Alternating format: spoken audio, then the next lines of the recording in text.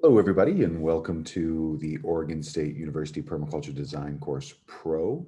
This is the fall and summer and fall session, and this is our office hour number 2. We've got a number of great questions today. Really looking forward to going through them, and we'll start right now. So, one of our first questions is about Permaculture Institute. It comes from Aaron from New Jersey. And our question is to name yourself, what is the criteria for being or becoming a permaculture institute? So as it stands today, because permaculture was not codified, let's say, Bill Molson started and he did set up the academy and his own institute. And there was an idea that he was going to be developing an entire process of checks and balances and getting people to understand um, what they had to do to get their diploma and what was that diploma in. Sometimes diplomas are in things like design and communications. Sometimes they're really specific in terms of a specific subsection. But basically at the end of the 80s or 90s, I can't remember, I wasn't able to find the letter, but if you look up Bill Mollison and his process there about letting go of the reins, he basically said, I don't want to police this. I'm not trying to police permaculture. It's not something I want to do. It's not something I will do.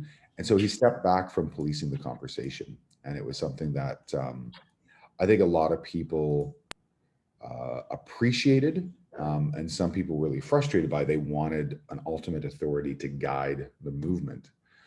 From there, basically, people were able to set up whatever institute they wanted in whatever way they wanted. Um, Basically, the Permaculture Research Institute was something that Bill had started, but really when he passed on to Jeff Lawton, Jeff again codified it in a way that said, okay, we're going to start to verify and work with instructors. We're going to try and have a way of connecting with people so that way there's some level of verification. And Permaculture Global is a great example of that. It was an offshoot of the Permaculture Research Institute, and it was a way to verify folks, understand where they were coming from. It never really caught on in terms of mass adoption. It is there, and you can connect to it, and you can put yourself into it. I highly recommend you do. It's always great to make connections in the community and the ecology that is permaculture. But basically, institutes ideally were made to create this next tier of education. So you would take your PDC, you were introduced to the concepts, and then you would move into a diploma in some way, shape, or form. So you would go into a design diploma, a communication diploma. There's lots of different ways of doing that, but it's basically a formalized setup where you have mentorship from somebody who's more senior in that field. You would show a body of work. They would guide you a little bit with that body of work. It's a paid process. And at the end of the day, that diploma then certifies that you've gone through that education and conversation, but it's only certified to that institution. So there's no pan adoption of this. There's nobody out there that's going to go, oh, do you have your permaculture diploma? Just doesn't exist. For those of us that like permaculture or grassroots and we like going it our own way, the diploma can, however, connect you with, again, folks that are more senior and really give focus to what you're doing. When I finished my PDC in 09, I looked out into the landscape of what was being offered in my area and realized that there really was not a lot of multi-instructor permaculture design courses. And so I decided to take that on as a project by being the registrar, the host, the advertiser. I taught very few sessions when I began because there was very few sessions I understood because I'd only just been introduced to permaculture, but there were other elements because of my background in natural education, construction, things like that, I felt comfortable teaching. And so I kind of put myself through my own diploma, bachelor's, as I call it, and it helped me to grow. But when you take a look at North America, there is a PRI in North America. There's also the Permaculture Institute of North America. And out of the ones I'm going to tell you about, PINA, it's probably my favorite, even though, and full disclosure, they did ask me to be on the board years ago. But I wasn't in a position where I really wanted to be sitting at a computer much more. And if for any of you who have ever been into different types of groups or association, you do a lot more computer work than anything else. So I declined, but what Pine has done over the last couple of years, almost 10 years, is they've really developed a phenomenal infrastructure for diplomas and interconnections and conversations. And if you are looking to take that next step and have some more dedicated focus, I'd recommend them. There's also the Permaculture Institute USA, Scott Pittman, Larry Santoyo. When we were in Kenya, when Michael Nichols of Seven Ravens Permaculture Farm and Academy was taking individuals over there, I was an instructor for them. We went over and it was the change in his work. He went from working with schools, so he was working with primary and secondary schools, helping to create gardens because the amount of nutrition for students was quite low. And they had these great metrics that were showing, shockingly, you feed students and their marks go up, and thus their potential for success in life over time. So he wanted to change the model and create training institutions where the teachers could come from those schools to the training institute and then go back and populate the ideas in the schools. So we went over to Butula, Busia, Kenya, and with the help of Josephat Barasa, developed the first training center. And I'd made the suggestion because one of the reasons they created that institute was they found that the other institute in Kenya was more theory-based and less practical-based. And especially when you're working with folks that are in developing nations, if it isn't practical, it's not useful generally. So they wanted to have something practical. So I suggested the Practical Permaculture Institute of Kenya. And then the next couple of years, they started to develop other institutes in Zimbabwe and Uganda. And now it's the Practical Permaculture Institutes of East Africa. So long story short, there's no criteria. You can do what you like if you want to make yourself an institute. You can make it about what you want. And that's one of the most, in my opinion, the most glorious things about permaculture is its grassroots. So we're all generally coming from the same point of view. But even the ethics now have changed, right? So you've got care of the planet, care of the people. And then that third one, that pesky third one, can be different the world over. It can go everywhere from setting limits to consumption and redistributing surplus all the way to fair share, and a lot of variation in between. So hopefully that answers your question, Aaron. It's kind of a mixed bag. Yeah, no, it sure does. Thank you. I appreciate the explanation. It's great. Thank you. Okay, sounds good. Okay, Roman, in my assignment, I inquired about planting a forest. Would love to hear more about references and get your insights on how best to approach this. We were talking about 0.7 to 1.2 acres for my design site, but happy to learn about various sizes. So Roman, first question, is the forest replanting native or production? Like, is it a food forest, or are you just trying to? This is native. Native. Native, okay. So we get into this a little bit when we get into assignment 14, the local ecology survey. And that, for folks that have never done any sort of research around ecology, that assignment can be daunting. But it's one of the foundational pieces to start to understand that when we're working with forest, or we're working with, pardon me, any site, it has a climax ecology. And I make no difference between climax prairie and a climax forest. They're both climax ecologies. It's how that ecology climaxes, and it's the apex of it, let's say. So once we understand what that ecology is, then we start to get a sense of what are the steps to get there, what's called succession. So normally in succession, what we'll find is we'll have disturbance, and disturbance can be natural or it can be anthropological. So we can have things like forest fires, we can have things like earthquakes, mudslides, floods. We can have lots of different types of animals. Animals can disturb. And then of course we can have human disturbance. So we can have disturbances that are bulldozers. We can have disturbances that are mines. I was working with a client in Zambia a couple of years ago that had a mine reclamation project. They were trying to figure out, how do you grow things on bare rock? Which is a very tall order and a very fun project to work on, because it's possible, it just takes time. So basically, once you have a sense of your climax ecology and the succession, you start to identify what parts of the site that you're working that you're working on, where are they in succession? And very seldomly will you find something as large as 1.2 acres to be totally within that same successional ecology. Some of those areas will be at a primary succession where you're getting forbs and grasses and pioneer plants that are usually poisonous, prickly, and pernicious. Sometimes you'll get areas that have found a small area that is starting to bloom and blossom, and you're starting to get shrubs. It's starting to develop into a thicket. And sometimes you have places that are starting to see the beginnings of forest.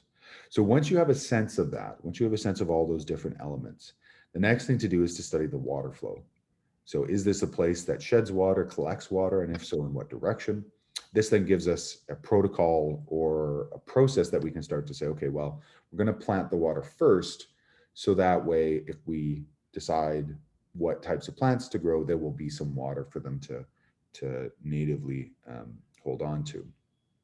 And the reason for that is succession is interesting because succession creates microclimate and water retention. So the plant communities that are before the next succession will pave the way for the next planting or succession. The reason that I make that point is that we forget that we can't just go from bare ground to climax conifers. And this happened in Canada when the Trans-Canada Highway, the major highway that runs across Canada, was created. The folks that went in there, basically, they'd have to take out big swaths of land up or below the Trans-Canada Highway, and they went in to reforest. They basically put in what they were hoping to get at the end, which was conifers and wildflower meadows.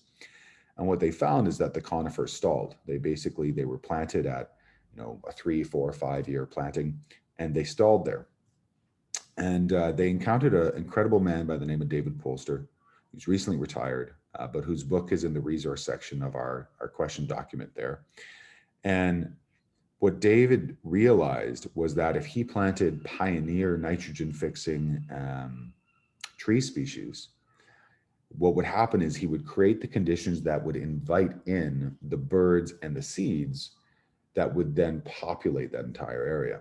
So he would start things with red osier or dogwood, alder, and willow, and he would start them as live staking. So live staking is a really interesting process whereby you cut branches, or sometimes the entire tree, but you cut branches, living branches off of those 3 species, alder, willow, and red osier or dogwood. You take, and they're usually about finger thickness. You take a comparable piece of rebar that's a little bigger. You hammer it into the ground, half meter, full meter, 1.5 feet, 3 feet, and you plant this stick, this twig live, buds up into the ground. And what happened was one of the most glorious things is after he planted that and after he created a rough and loose environment. So basically an undulating environment will create little pockets of soil, and in those pockets of soil, you'll get water, and where there's water, there's life, and where there's life, there's insects and birds, and where there's insects and birds, there's seeds. So basically he created the conditions for life which brought in life.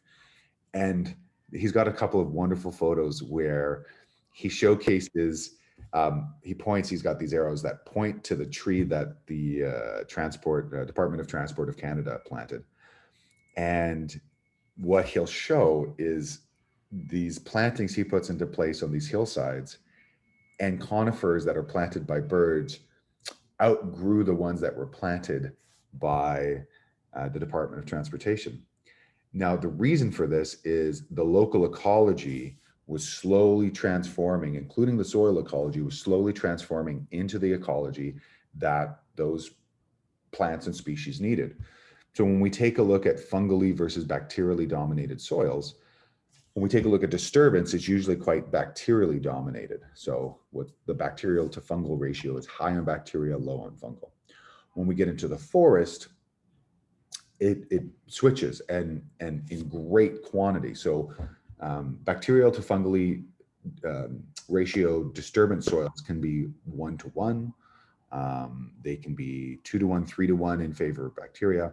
When you get to forest ecology, it can be 10,000 to 1 for fungal. So it's quite a big change as you move that whole soil biology.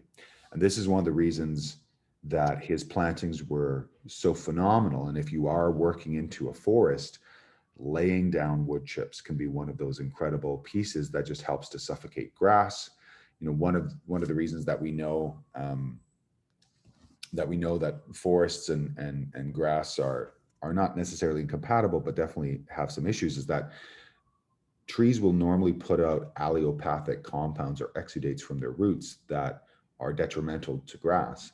Not to mention, most of the deciduous leaves, they smother the grass every single year by dropping their leaves. And by doing so, create a forest floor that then is primed for their seeds or other seeds of forest climax ecology to populate and grow.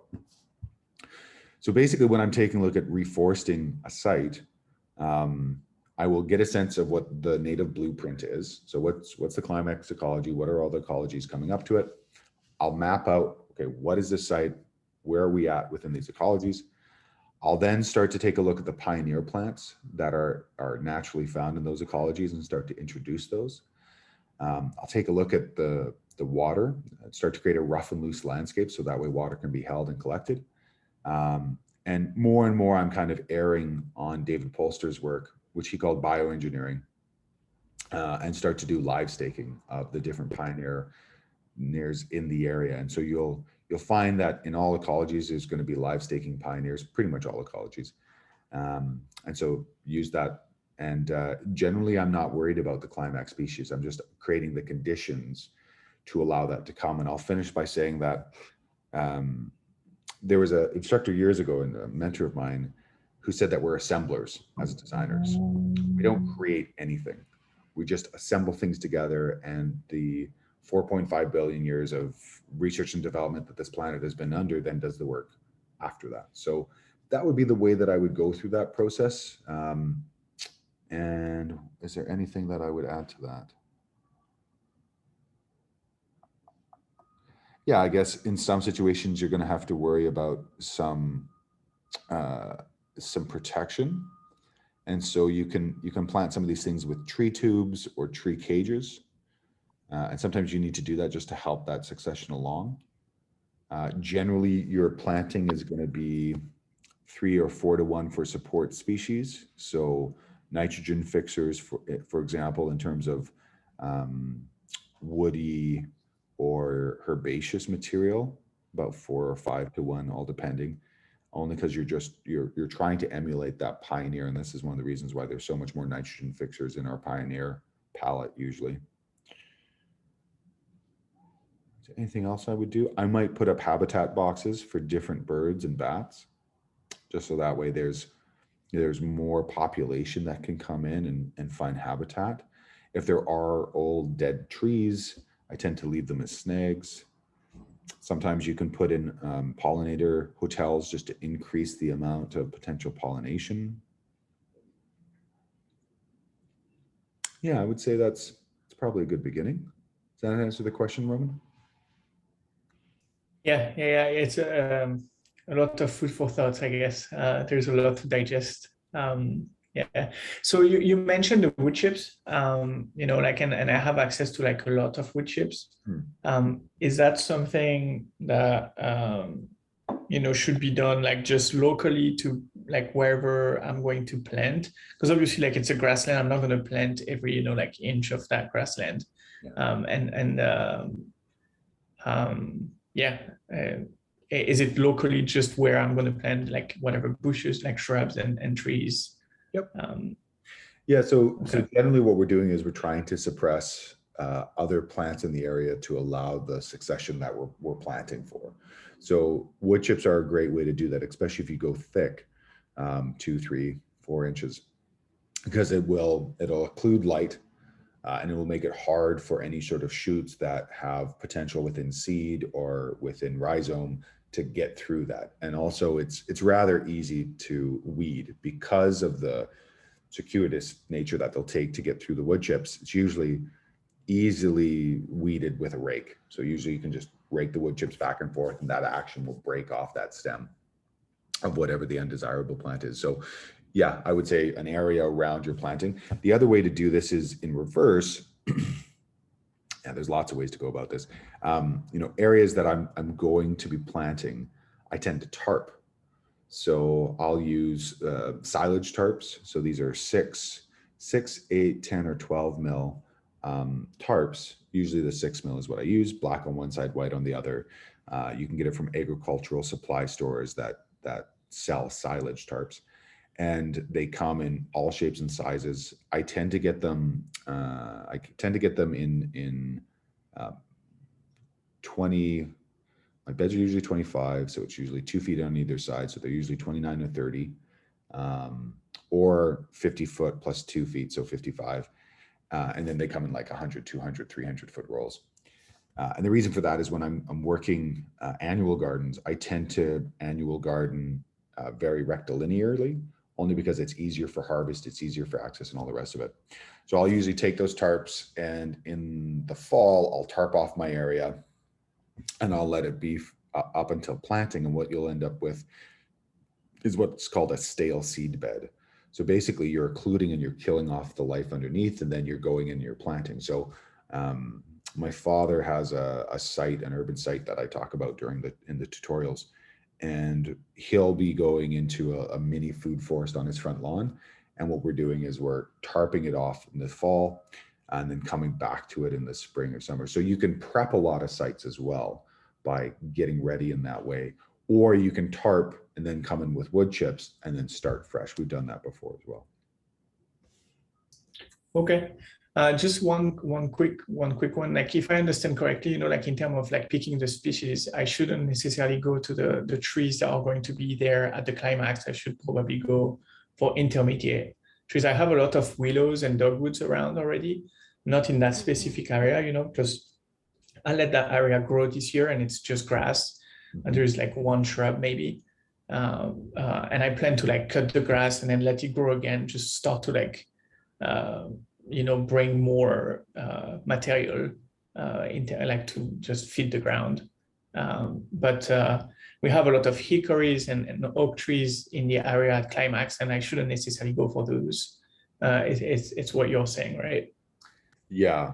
What I would do is I would start with any of the pioneers in any of those successional areas. So if you're at grass and you're starting at shrub, I would take a look at your shrub layer, take a look at the pioneers in the shrub layer, and start to introduce those, and then the next layer of trees. So if you've got willow and you have alder, I would start to plant those as well. Okay, awesome. Thank you. You're most welcome. Great question.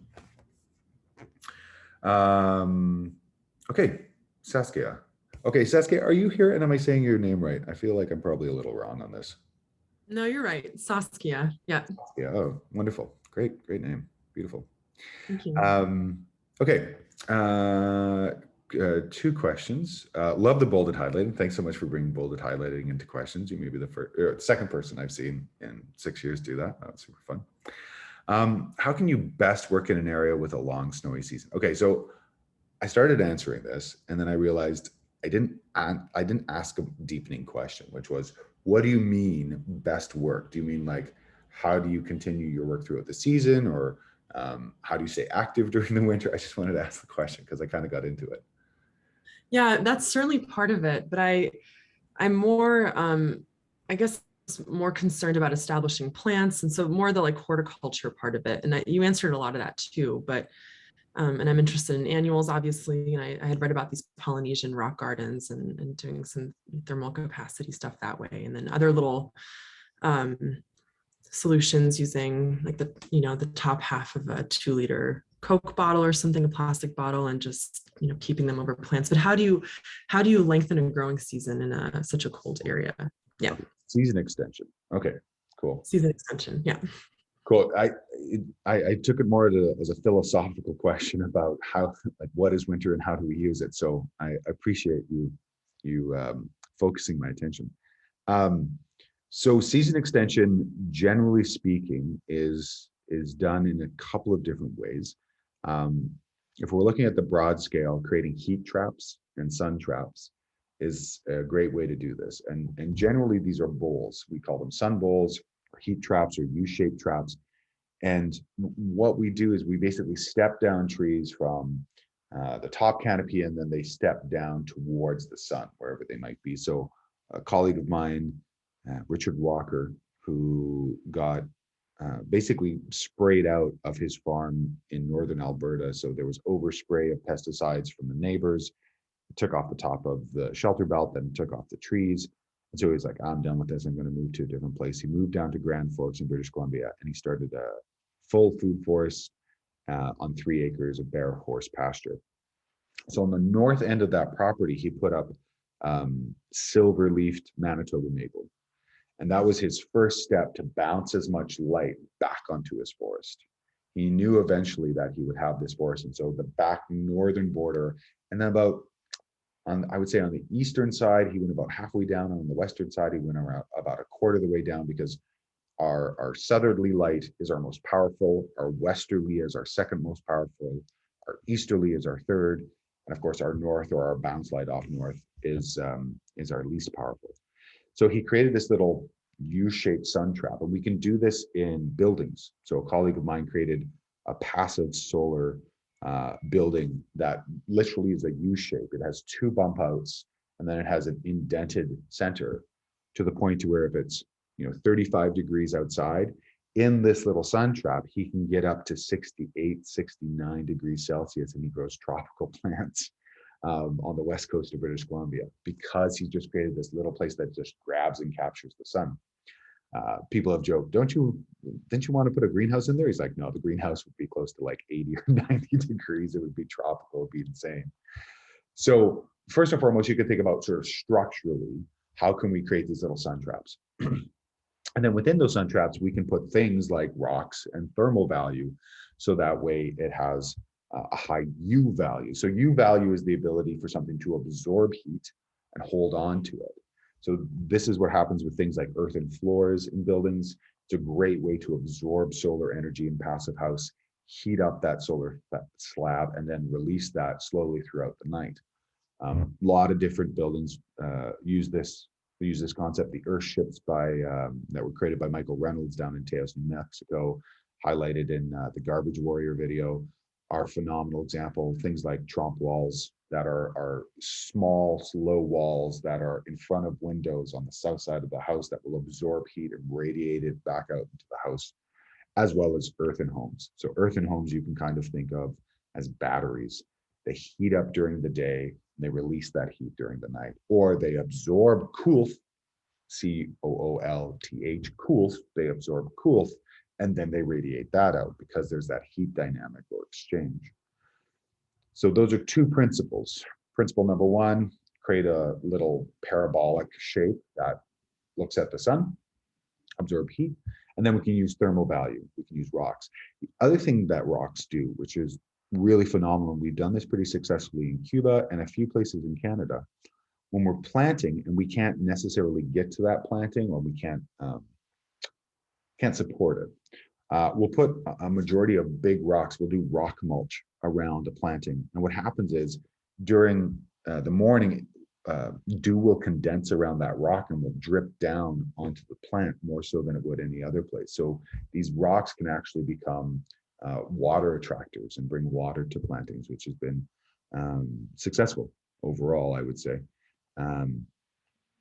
In terms of other types of season extension, we can start to use plastic and poly and glass and things like that. So we can get into cold frames, which are basically just tiny little greenhouses that usually have a sheet of glass that's pitched at an angle, usually somewhere between 30 degrees thereabouts. Some people go full 45, but mostly 30 degrees, because you also want to catch some of that winter angle as well. And generally that'll give you a couple of weeks to a couple of months. We can use low polytunnels, which is using a couple of pieces of rebar and then electrical conduit, like 1/2-inch electrical conduit, which is a plastic tube that we can put onto those pieces of rebar. Usually comes up like 1 foot or 2 feet. And then we can put on greenhouse plastic. So we can put on 4, 5, 6 mil plastic. And we can extend that season. So we can warm up the ground in the spring, plant early, and keep that on until temperatures rise. And we can also extend the season into the winter. So I grow a medicinal plant called Spilanthes, S-P-I-L-A-N-T-H-E-S, Spilanthes, which is a Paraguayan herb, which for me is a must in my pharmacy. It's one of the only plants that works on oral health, and is also really good for viral and bacterial infections. But generally, it's a warm-loving plant. And down in Paraguay, it can perennialize, but up here in Canada, it's a seasonal. I have to grow it from seed, grow it to size, and then plant it. And so usually when I plant it, I plant a little bit early, and I'll put on my polytunnels, and I generally get higher growth, more growth as I'm going throughout the season.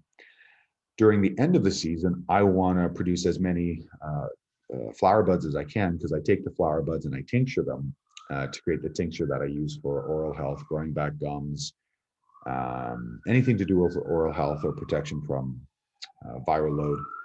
But I want to get as many flower buds, so I'll put the polytunnels on there and extend the season for sometimes up to 3 or 4 weeks. When it comes to things like annual crops, similarly, I'll take my transplants out early, start to harden them off early. And in particular, I'll use polytunnels as a roof for a in-ground root cellar. So the major reason why I can't leave my potatoes or my carrots in the ground is because during the fall rains, the rains will come in, it'll saturate the soil, and once that freezes, it will burst the cells within the vegetative root crops. But if I put in a polytunnel over top of my carrots come, about mid-September for me, I can leave my carrots in ground over the winter. And this is the best part: when a lot of these root crops, even leaf crops, get a frost, they get sweeter because their response to that is to produce more sugary sap within them. So they're creating more carbohydrates and sometimes polysaccharides to basically sweeten themselves, so that way they can't freeze. And a friend of mine from Fiji, her mom and I were talking gardening, and so I told her about this, and she's been growing carrots her entire life and has always had pitiful carrots, but she's tried every single year. She's in her late 60s. And she sent me this note, and it's very cute. It's just, I'm so overjoyed. I've fallen in love with carrots again because they finally got sweet and delicious at the end of the season, because I gave them some cool. All of a sudden they got sweet.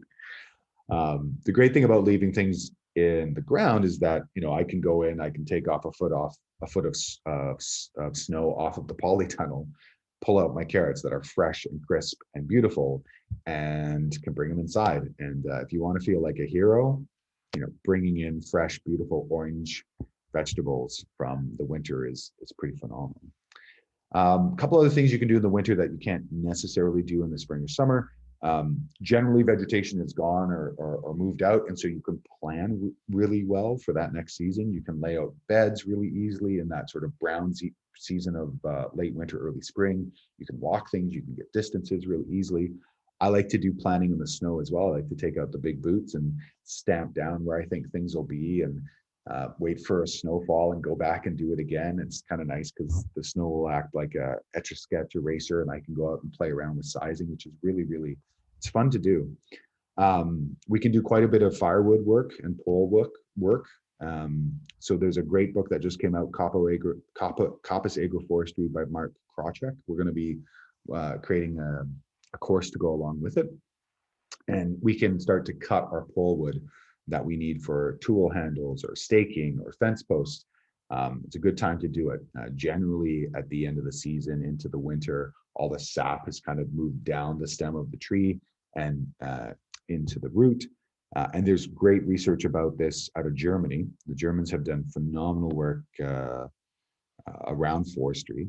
And Google Translate actually makes it really easy to translate a paper and read through some of these things. But if you do it at winter and you do it at new moon, you'll find that the sap content is really low, and it makes working with the wood, especially drying the wood over the winter, a lot easier. So it's another great value for it. And then I just put on here the 4-Season Harvest by Elliot Coleman, because it's a great book for thinking about growing year round. I could wax poetically about more things to do in the winter, but for the sake of time, I think I'll leave it there if that's all right with you, Saskia.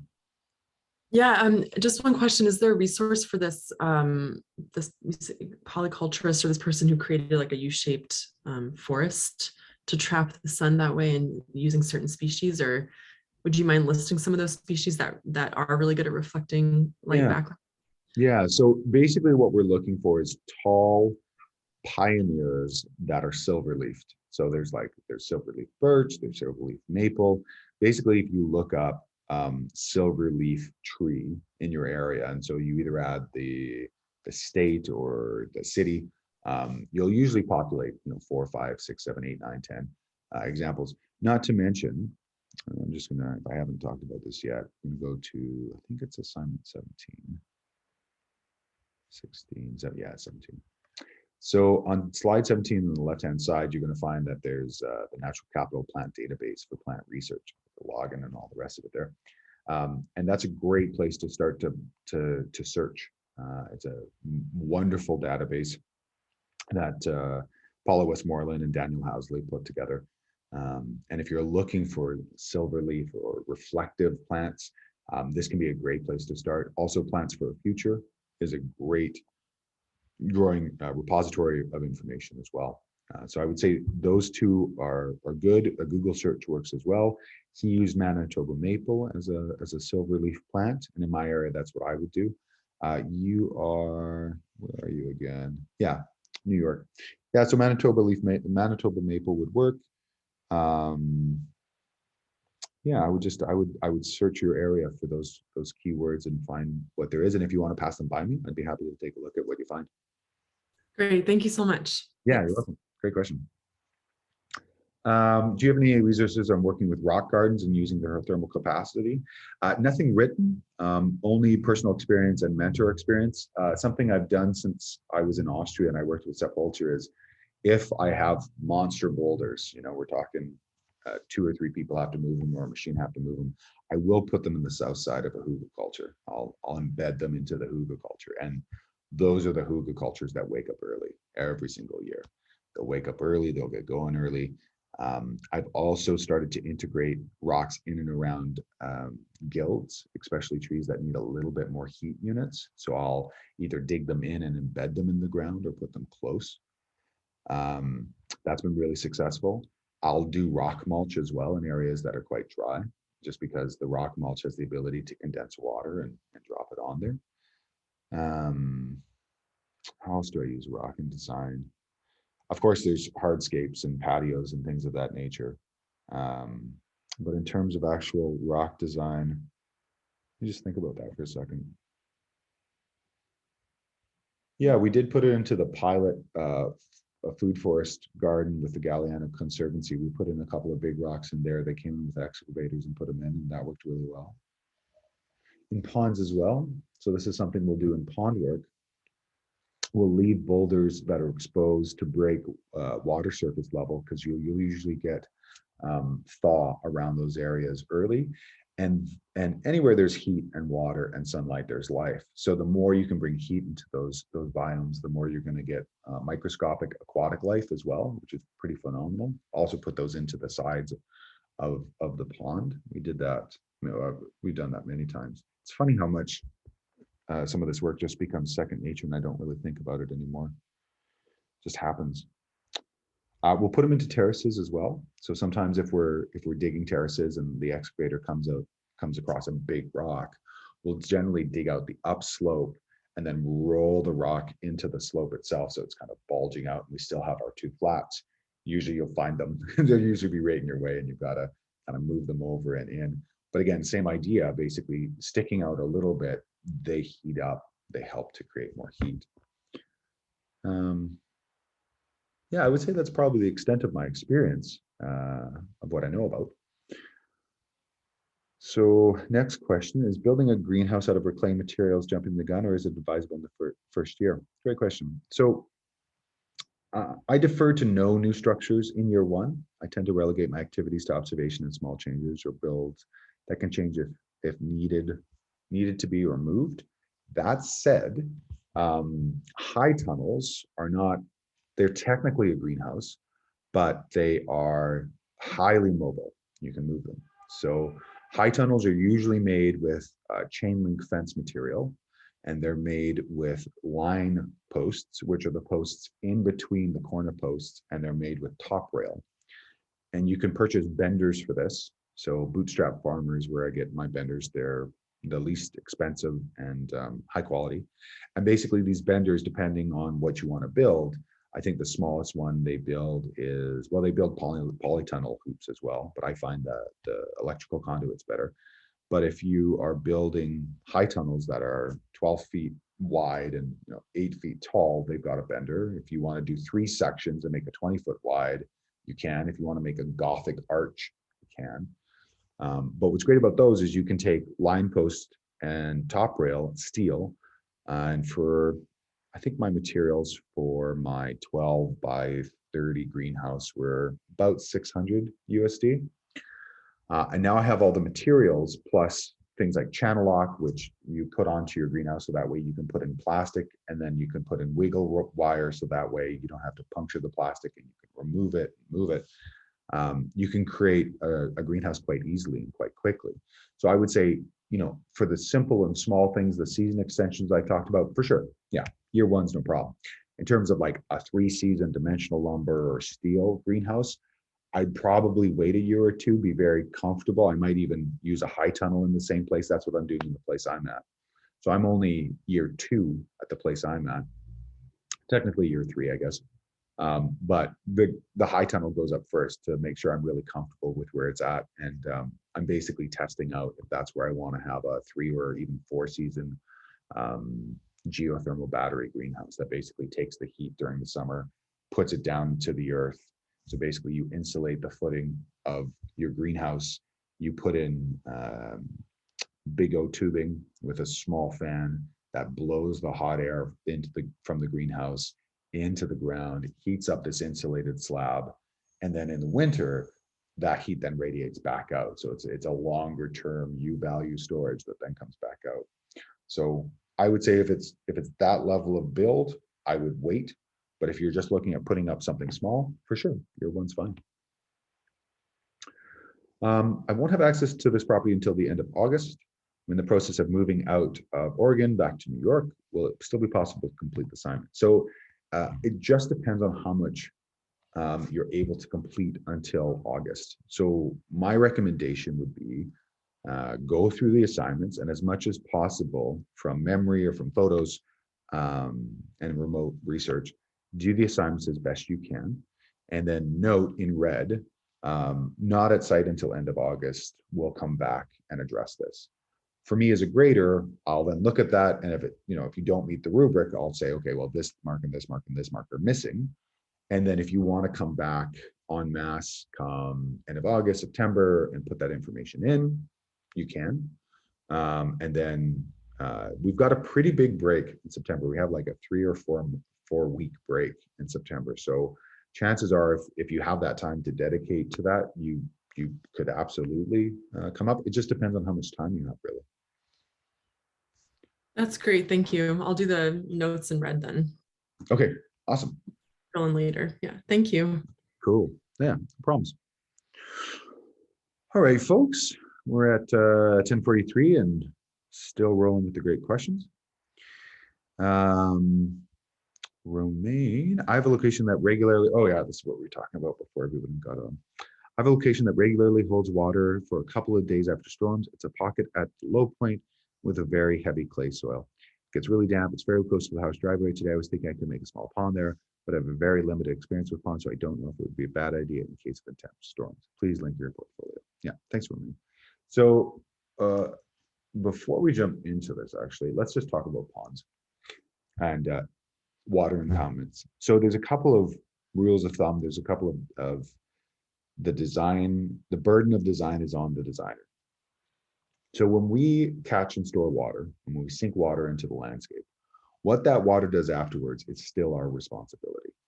And I say this because there's lots of examples over the years of very well-meaning, enthusiastic, bright-eyed and bushy-tailed permaculture graduates that go out into the world and start telling people what to do about ponds and water, and either don't accurately diagnose the site or don't check into the local legislation and regulations and have things like work stop orders come in from local authorities, or have blowouts, or put water sinking close to homes or infrastructure and end up damaging that infrastructure. So generally speaking, what we want to have happen is we want our ponds to, or our impoundments or earthworks, to collect the water we need and put it into functional use. If it creates a water lens that's so big and so saturated that it then starts to wash out infrastructure like roads, buildings, fences, utility buildings, people, vehicles, we haven't done a good job. So when we're taking a look at any sort of water impoundment, we want to say, what's the worst thing that could happen? So if I impound all this water, what's the worst thing that could happen? And if the worst thing that could happen is the full dam wall breaks, the hugelkultur collapses, the terrace has what's called transitional slumpage. So basically it like falls down the landscape because we didn't key it into the landscape, and it moves a couple of meters or a couple of 100 feet and nothing's below it but other plantings. Okay, not a big deal. But if there is a home beneath us, if there is a neighbor beneath us, if there's a road beneath us, all of those things have to come into our design criteria. So as a big conversation, we have to start there and then narrow down as we move. So taking a look at Roman's project here.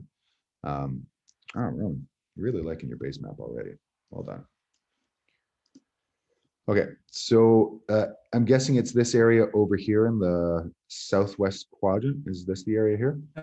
It's actually just over to the right. So this is like a permanent wetland, and like I might convert that as a bigger pond at some point, but I have a really low pocket on the east side.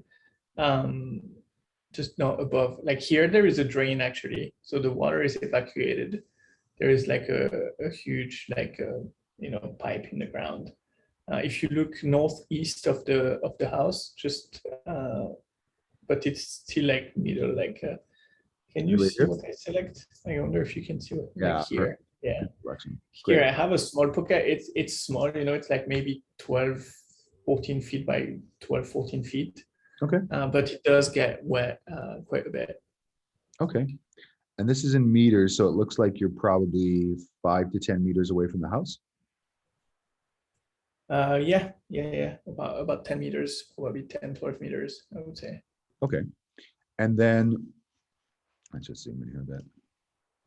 So yeah, we're about 10, 12 meters away. And then in terms of water flow, in terms of the driveway, if this was to fill up, where would this water go eventually? It's a good question, because right now, I think you would probably follow. Can you see this arrow? Okay. Here. Because the driveway slopes a little bit towards the low point here, and then the front of the driveway slopes towards the front yard. Right. Right. Okay. So yeah, so it's a low spot and it has clay. Yeah, and there is already water there, right? Like it accumulates, and then when you walk, like you need to have boots, right? When it's wet, like you sink in by an inch or two. Okay. But then it dries up. Like right now, no rain for 5 days, and it's pretty dry. Okay, gotcha. Yeah, so this is an example where I might start to evaluate if this would be a good spot for something like a rain garden, something that's stepped. So basically, you have steps into it, and it has depths, so that way it resists evaporation. And this is something that a lot of people forget. It's one of the things that we corrected in Kenya when I went over. Basically, they were creating tilapia evaporation ponds because the tilapia ponds were all the exact same depth. And when something that holds water is the same depth, it's an evaporation. It's an evaporation conversation versus being a pond. What changes is that we need to have different depths, so that way there's a resistance to the entire body of water heating up at the same time, and then of course evaporating at the same time. So if you have different depths, you'll usually have this column of water that's quite cool and this top bench of water that's warm, and you'll get a thermal siphon that'll happen over time. So what I would say is I would start to play around with taking a look at creating a stepped rain garden here that maybe takes some of your, where's my cursor? That takes some of this northeasterly downspout and might even take that water over and into it. So that would take probably a quarter of your roof. And then from there, just considering where it might overflow. And there may be a series of water features that you put in here, but the main question would be, where does it overflow? And from there, you're going to think about what aquatic or semi-aquatic plants, wetland plants you can plant at those different depths. And this could even be, depending on what you want to bring into your site, this could be the water source or the water area for ducks, if you end up wanting them or having them. This could be a water source for a secondary repository of wetland plants. So this could be things like cattails and sedges and sages and things of that nature. So I would really ask yourself, what do you want out of your design, and what potentially could this area produce for you? And is this more of an aesthetic design quality when you're driving in and driving out? What's this building here? It's a chicken run and a chicken coop. Okay, nice. So already having fowl in the area, there could be a case made for ducks. I could wax poetically about how much I love ducks and duck eggs and duck meat, but there's definitely a potential there. So I would say, yeah, it definitely has cause for further investigation.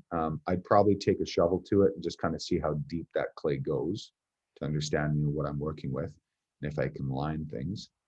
And then start to consider, what would the cost and the availability of material be if I was going to do an overland, in-ground gutter or swale that would overflow and come back into this and maybe overflow to the other side. This is where we get into the bigger conversations of design where, what is this? How is it going to apply? What are we using? Yeah, so in terms of your question, I'm just going to move our faces out of the way. I have a location. Yeah, but I have a very limited experience. So yeah, I think it would be fine. You're far enough away from the house. The one thing that I would be concerned about would be, where's that water where's that water overflow going to go? And in that case, then where can I put it productively? The question is always, where can that water go productively? And so, if this is kind of high and dry and you're going to isolate this water and it can't necessarily get over there, I may just plant it out so that way it does take in the water, if that makes sense. Okay, thank you. Okay, awesome. Great question. All right, so we're going to go back to Q&A.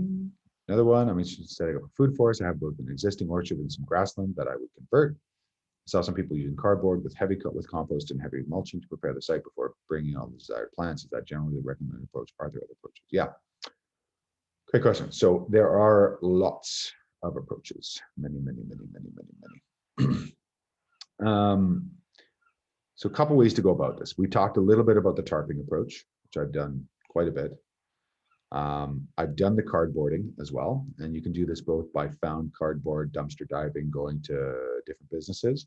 I tend to hit appliance and bicycle companies now more than anything else, because when you're laying a 2-foot piece of cardboard that you got from the dollar store and you realize you have to do that 1,000 times in a day, your desire to create the food forest plummets.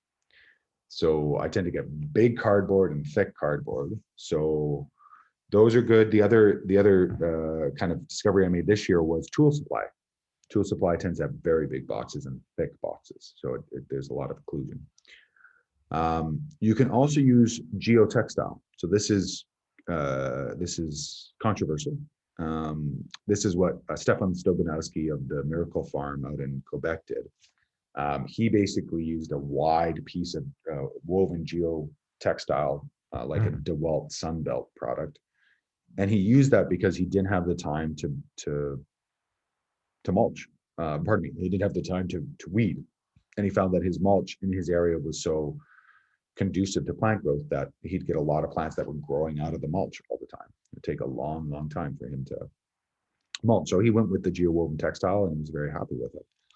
Other folks will actually plant out the holes, which is kind of cool. So they'll dig the hole and then they'll layer the hole almost like a lasagna garden or hugelkultur, leave it for a year or two and come back and plant into the hole, which is an interesting concept. That's kind of a really long forward approach.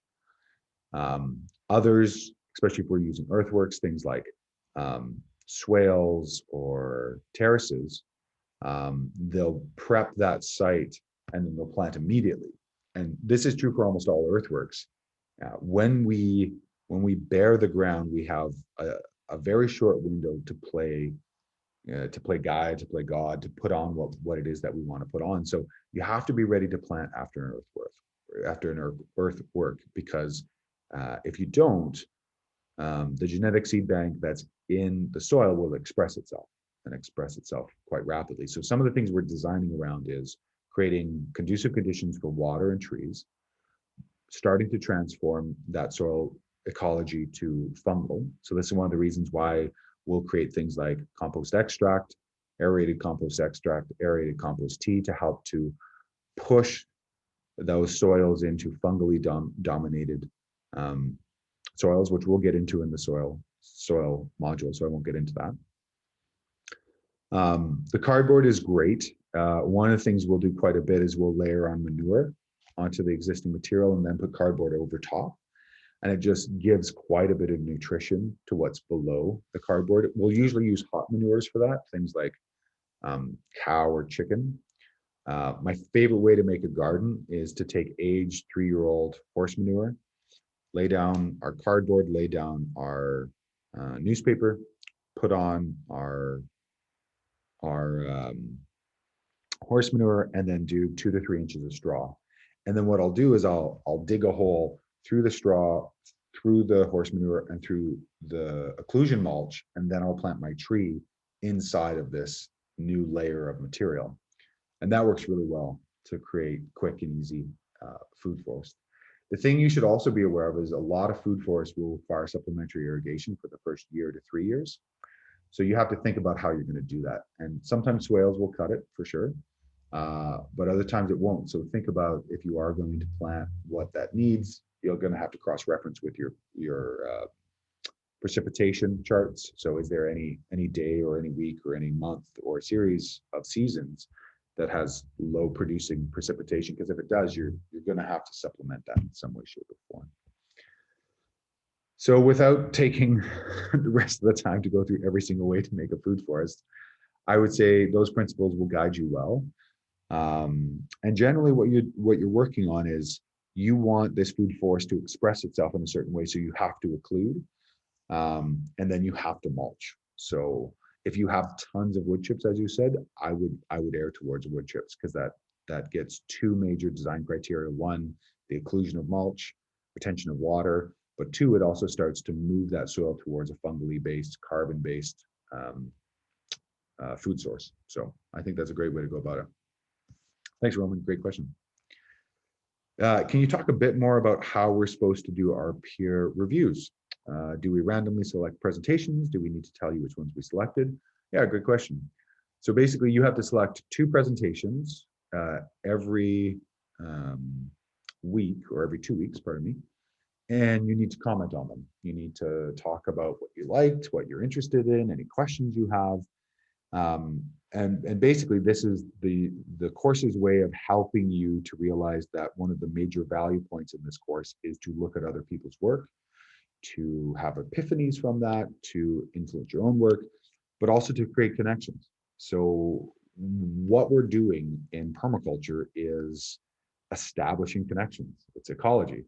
And the second ethic of permaculture is to take care of each other. So we're putting that actively into the course, so that way you are primed to do it. 2 is not the maximum. You can comment on a lot of people. You can make creations and conversations. And something I talked about in last Monday's office hours with the other class was, one of the most important happy accident evolutions in my design process was to do what's called red team design. And what this was about 5-6 years ago, I started to give my designs pre-delivery to clients, to colleagues. And I'd either pay them or I'd trade them hours. And I'd give them a metaphorical big fat red marker, and I say, tell me why I'm wrong. Take a look at everything I've done and tell me what I've done here that doesn't make sense. And I grew faster as a designer in that moment than I did with anything else. And something that students from a few courses ago started to do is they started to create these little study groups. these little red team design study groups where they would pass their designs to each other saying, I want you to go beyond the peer review. And we're pretty polite online and we should be. Don't let me give everyone permission to start being unfortunately critical. You know, compassionate critical nature, I think is important. But if you explicitly have somebody that you can give your design to and say, hey, I want you to take a look at this and really look at it and critically tell me, like, what am I missing? What am I looking at? It's a really phenomenal way to level up quite quickly. And especially if you're with people who are at your level, because you're going through a course together, it can be a phenomenal way to go about it. So you don't have to tell me which ones you select. Nope, you just have to do 2 per week. So great conversation. Aaron, can you show us a little demo of drawing on your iPad if you have time? Next time is fine too. Yeah, I'd be happy to. That'll have to be next time. I'll have to prep for it, but happy to. In terms of drawing, you mean like how I design with the iPad? Yes. Okay, yeah, I can show you some cool little tips and tricks, and I'm doing a couple of renders right now, so I can show you what roughs look like, and we can go into some of the really amazing tools of Morpholio Trace, which I found a couple of years ago. Nico, where's the best location to post comments and questions regarding your review of our assignment? Yeah, a couple ways to do it. So you can either do a reply directly to my reply. So you can hit reply on your connected thread and just say, hey, Javin, thanks so much. Here's my answers. A lot of folks have been doing that. You can put in another slide below your Q&A slide, if that's, you know, if my comments were directed towards your Q&A or just the review. And then what you do when you link your assignment, you link directly to that slide saying, hey, I've linked directly to my reply to your reply. Folks have done that as well. And sometimes folks just send me an email. So I would say the first 2 are desirable just because it works into my workflow really easily. I'm going down, I'm reading it, I'm seeing it. If you have another question, I can address it in the video. Or if you don't want it as public and you want it kind of one more level of friction, so only the people who peer review you could just put it into your assignment. What is the proper format for SWOT analysis regarding bolding terms? So bolded highlighting for me has been a phenomenal way of really taking and showing what I think is important to the client. It has a second feature for us because I can start to read what you think is important. And that then helps me to assess your designer's mind. So it kind of serves 2 functions. One, with clients, you really have to point out the specifics, especially if you go to the lengths and breadths that I do. So as I talked about in that very first office hour, I'm a regenerative land designer that has permaculture as a tool in my toolbox, and I have a dozen other tools. And when I'm working with clients and I do what's called a feasibility study, I end up with a study that's like an inch or an inch and a half thick. I go deep into a client. I was just at a music festival this weekend and I met one of my former clients, and he was gushing. He was like, man, I just love, it's like an operating manual for my property. It's like, I go to the vegetation section, I know exactly what I'm doing. I go to the water section, it's like, it's so amazing. So yeah, I go quite far into it. And in that structure, you really need to pull out the highlights for the client so that way they know what they're talking about. You definitely I have an executive summary that follows the keyline scale of permanence for all things agricultural that's been upgraded by the agrarians, but you really want to pull out the specifics. So in a lot of the assignments I've been seeing, Roman, are you okay if I use yours as an example?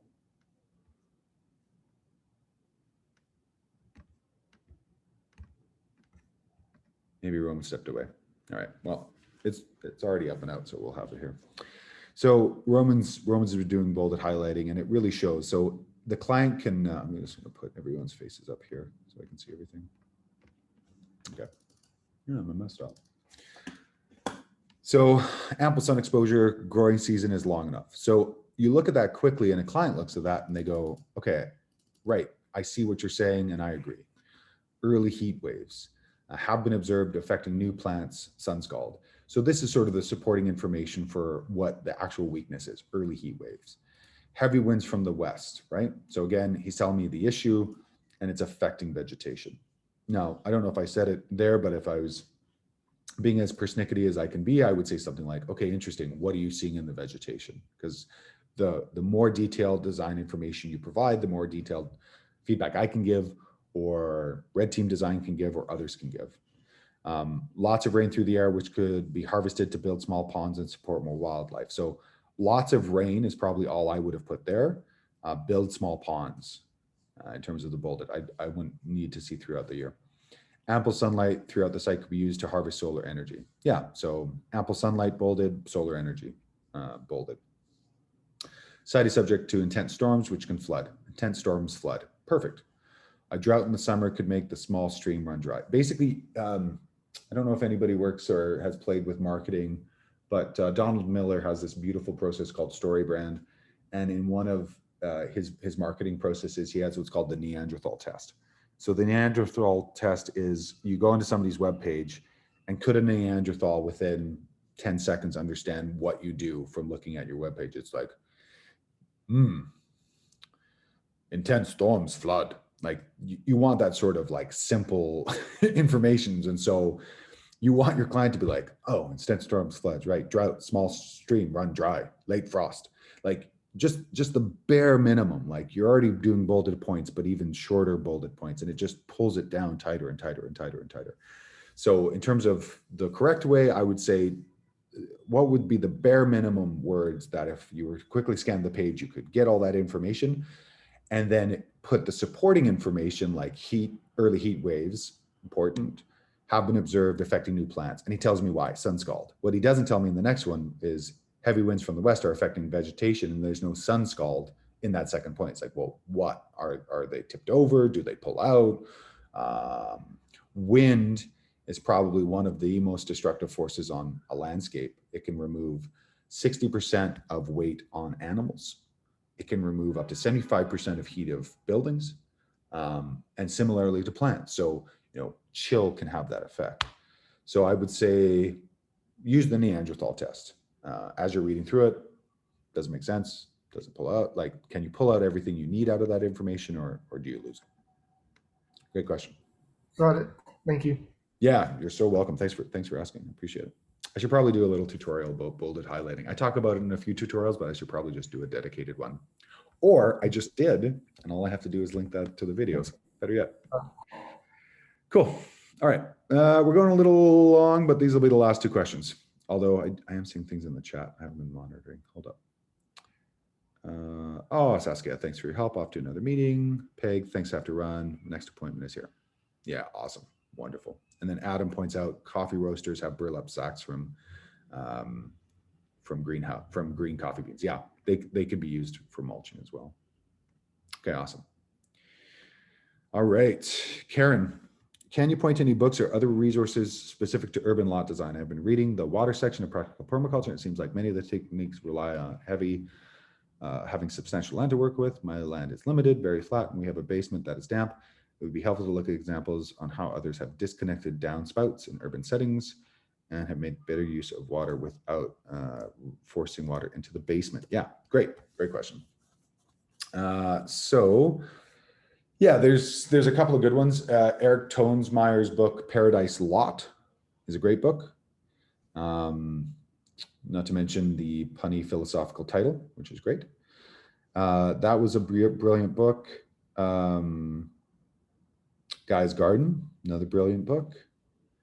Rainwater Harvesting for the Mechanically Challenged, wonderful book. Got me into rainwater harvesting, and it was aptly named for my mentality at the time. Rainwater harvesting, dry land strategies for rainwater harvesting. I think that's it. Yeah, dry land strategies for rainwater harvesting by Brad Lancaster, volumes 1 and 2. Get second edition, and get the Builder's Guide if you're serious. Phenomenal books for water harvesting on urban scale. He also goes into things like curb cuts. And if you take a look at his website, he's got a lot of portfolio and demo pieces that all go into it. What are the other books I really like? Can you say that again? Holy, many words. What's the singular question? One at a time. Can you say the name of that book again? Dry Land Strategies for Rainwater Harvesting Okay. by Brad Lancaster.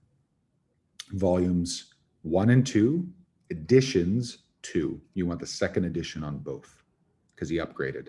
And then he has a builder's support for that. So it's a small little thin guide. That's quite good. And then Art Ludwig's Creating a Greywater Oasis is a phenomenal book if you're looking into greywater. I'll check my master list, and actually I'll link my master list in here when I do the review and put in all the links. Great question, Karen. Thank you. Thank you. Final question. Whew. Aaron, some rain garden resources I pulled up last night. Oh, nice. Yeah, those are good ones. There's actually a really good website that was a rain garden design website that you could plug in a bunch of different numbers and it would give you depths and all the rest of it. I'll see what I can find. I looked for it, I think, last session and I couldn't find it, but this is the reminder to look again. So, all right, folks. Wonderful. Thanks so much for a very full and well-attended session. That was really fun. Hopefully you folks are enjoying the course. And if you have any questions, feel free to reach out, send me an email. If you are being challenged by something, reach out for help. There's no need to suffer unduly. We've got a great support team. We have lots of different people. If it's technologically based in terms of Canvas, we send it to Canvas. If it's technologically based, Dow and Devon are phenomenal. They're just right on point. If it's anything to do with Google Slides or Permaculture Large, you can email or send a message. And hopefully you're still having fun because that's the point here. We don't get to save ourselves or anybody else or the world if we're not having fun because burnout's real. And a lot of the work that I got into over the last 6 years was life design for permaculturalists. And I've had lots of conversation with folks that have had to judiciously address their savior complex because it was destroying their life and their families and, you know, the things that actually matter. So just remember to have fun with it because it's really easy to think that I got to do this and this is the only thing. And man, if I don't put that garden in, the world's going to explode. And then all of a sudden you realize what multinationals do and countries like China, and you go, okay, I need to put this into perspective. It's important work. I'm going to do the work. Makes people happy, makes me happy, but I'm not going to let it affect my health. And that's one of the biggest lessons I can impart is that over the years, I fell to that. A lot of friends and colleagues. It's amazing how many colleagues I work on that, just working on interpersonal conversations and belief systems and things of that nature. So have fun. Start your career in permaculture by having fun and always hold to that. And I think you'll be in good shape. Okay. Take care. We'll see you in a couple of weeks. If you have any questions, send them my way. Most welcome, Nico. Take care.